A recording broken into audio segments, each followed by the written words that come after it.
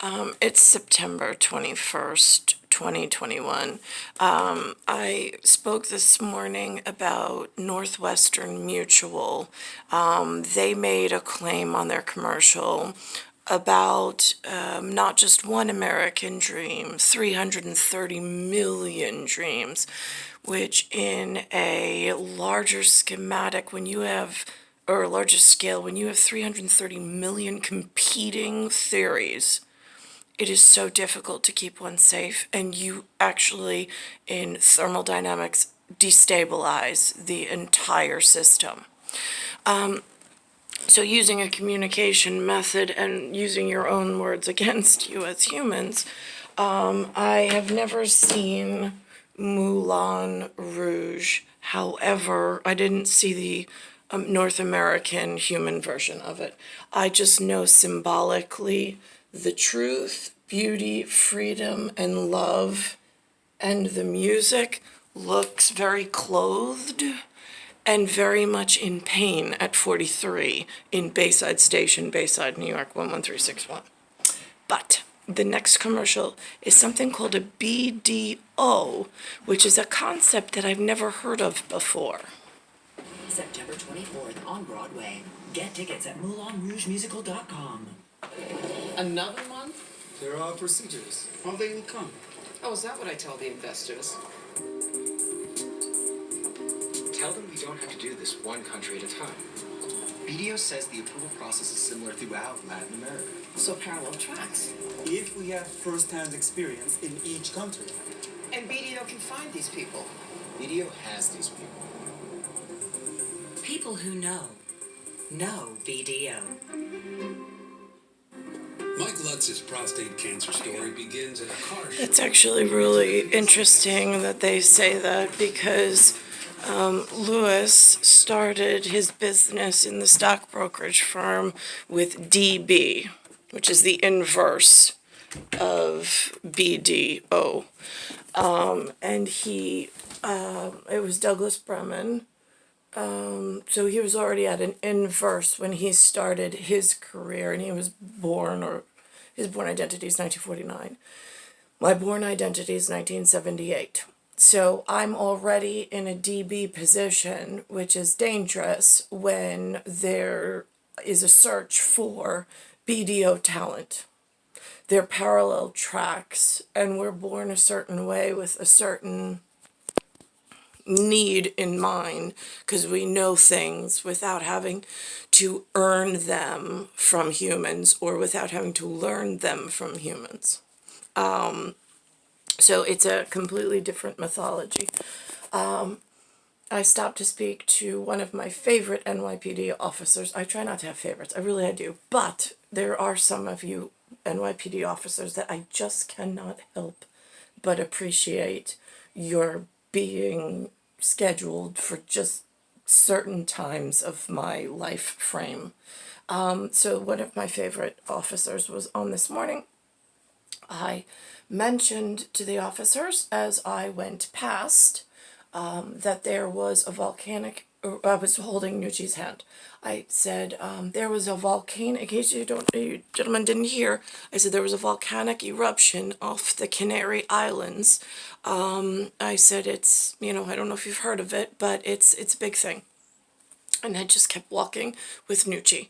I put Nucci in school, I came back, I mentioned it again. I said, but the officer was speaking with somebody, but he wound up walking off. And then I had a little more in depth. I said, just so you know, along with that Canary Island eruption, I said, what scares me about the eruption is the destabilization that's going on right now.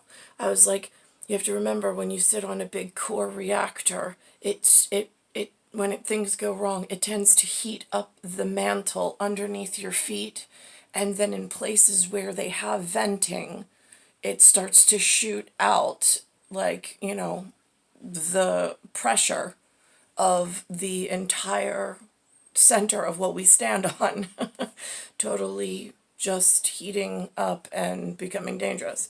I was like, so that's a problem.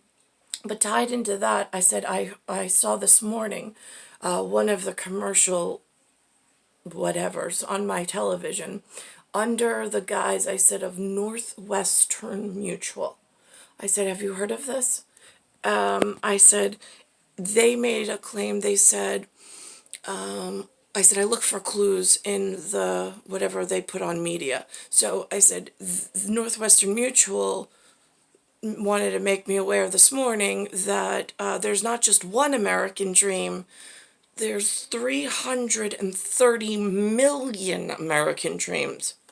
NYPD go. Like, I was looking for a reaction. He was like, what? And I was like, isn't that a scary thought? I said, you have 330 million voices that if they all have these hard heads and hard shells that they're always right, how on earth do you ever become safe? And I even said to him, I said,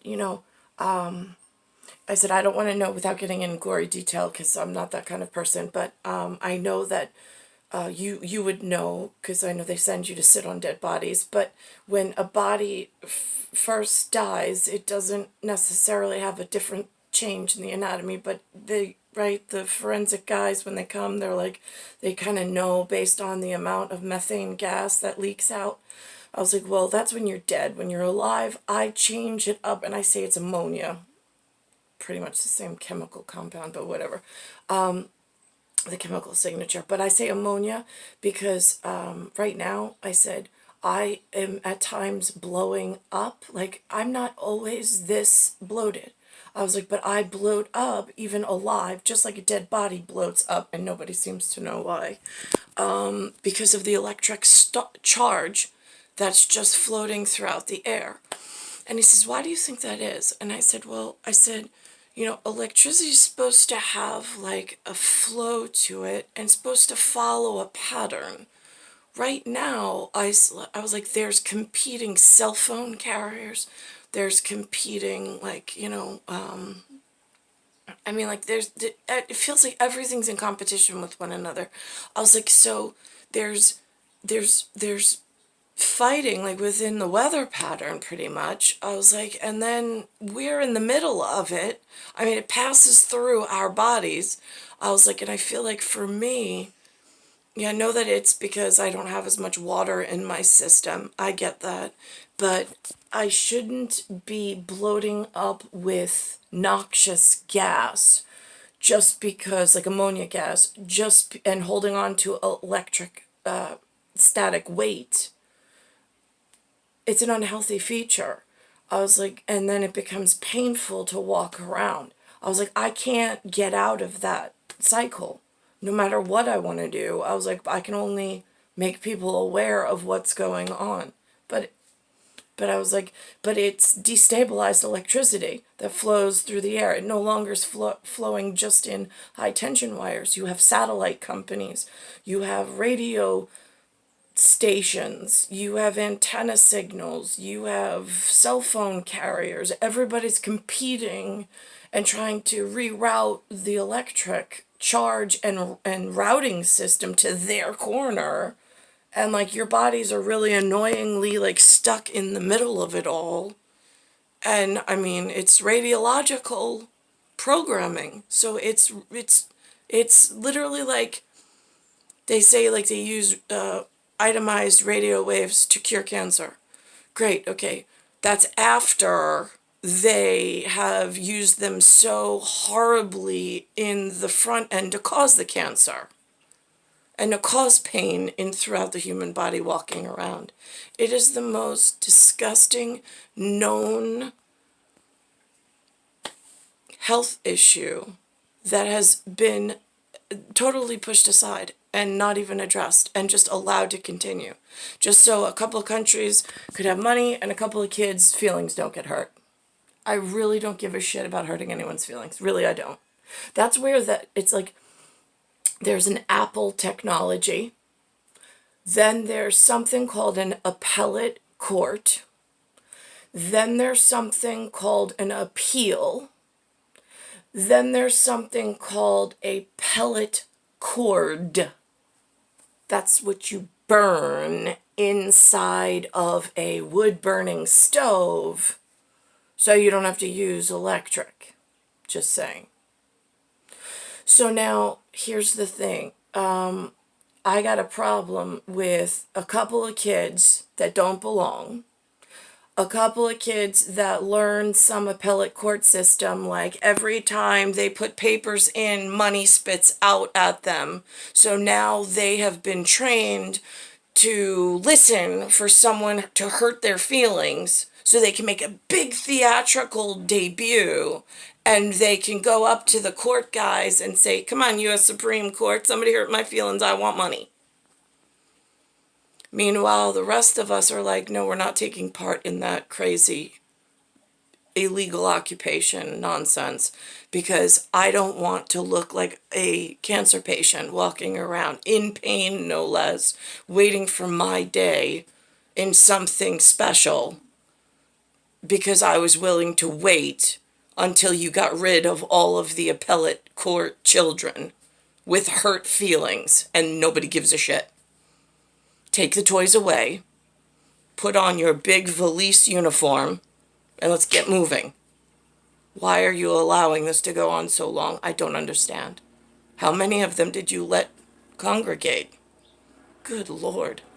Star 1978, star 8378, Nicole Cattaruzza. It's Bayside Station, Bayside, New York, 11361. And my entire conversation with him was on surveillance camera, and then my follow-up to whoever my one is somewhere in the world that I'm trying to get to and trying to not look like a cancer patient or a bloated blueberry.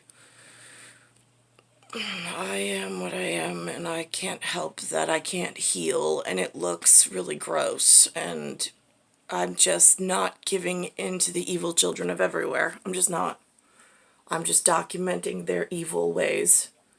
And I'm tying together all of the 330 million theories into one, like, could we fix the galaxy problem? Because, like, the nuclear fission and, like, the off the elliptical orbit at planetary and the fact that the Earth beneath us is melting from the center up is really starting to frighten me. Along with the fact that I can't even keep a svelte figure or walk properly because I've got competing computer models so Wall Street can make 600 points today in a gambling ring that should have been fucking shut down. Oh, by the way, I heard that some Red Hook Brooklyn turbinite whatever got shut down. They had them in a string of handcuffs yesterday. Great, so you got 6 people in some payoff housing complex authority. We're putting up big numbers there, kiddos. I mean, how long does it take on that policing regime on the nightly news for us to actually get the galaxy put back into some form of semblance and us to be safe again? I'm just curious. I know, what is this, Boy Scouts? Right, this is like Galaxy Scouts, because we got a broken galaxy, and it's a lot of you. And then it's a lot of history, and then moving history, and then pride, and then some prejudice where it was pre-written that your people were already involved, kiddos. We already know it's you. We don't want to take it out on you, but you guys are making the loudest noise, and we need to shut some of you down, because you're like occluding the real fix part. We're just growing dangerous and criminal children from everywhere now. Could we get like the one last duel to like refocus and move towards the exit? That would be nice. Just saying. Bayside Station, Bayside, New York, 11361. It's September 20th. Oh no, September 21st, 2021. I arrived in Century 19. It's now Century 20. And it's more painful. And it's been a complete imprisonment in Antonin's art studio is where I am being held now.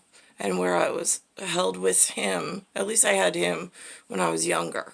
He would take me to the library And he would take me on nature walks so we could count the trees, and he could look for natural plants and teach me things in the little forest that existed around the lake in Oakland Gardens. Just to give back home in heaven, where there's mountains and people own them, some understanding of some new words and vocabulary of sparse, indigenous, arbor, and like herbology. There's no edible stuff here naturally, and there's few trees in a hectare of acreage. It's not like a spruce forest, let's say, in Canada backed. In Queens at the moment, I'm in a thin Italian bacon strip, and you can feel the lack of nature here in this particular Bayside station, Bayside, New York 11361. There's less natural wood to stabilize energy through natural methods other than humans. There's a lot of metal poles, which literally it's like shooting an electric thing and then like a laser trying to shoot it back out, and like you're hoping to pull it into a metal, but it doesn't work that way. But with wood, you can pull it into the wood, but it just doesn't shoot back out. It just regains, and then it cycles through the root system, and that gets like certain analysts really mad, like you stole their electric charge in battles you don't even know exist. In dumb, fucking useless, they've proven to be dangerous. Why do they continue to get these opportunities and chances? I'm just curious. Star 1978, star 8378, Nicole Cattaruzza.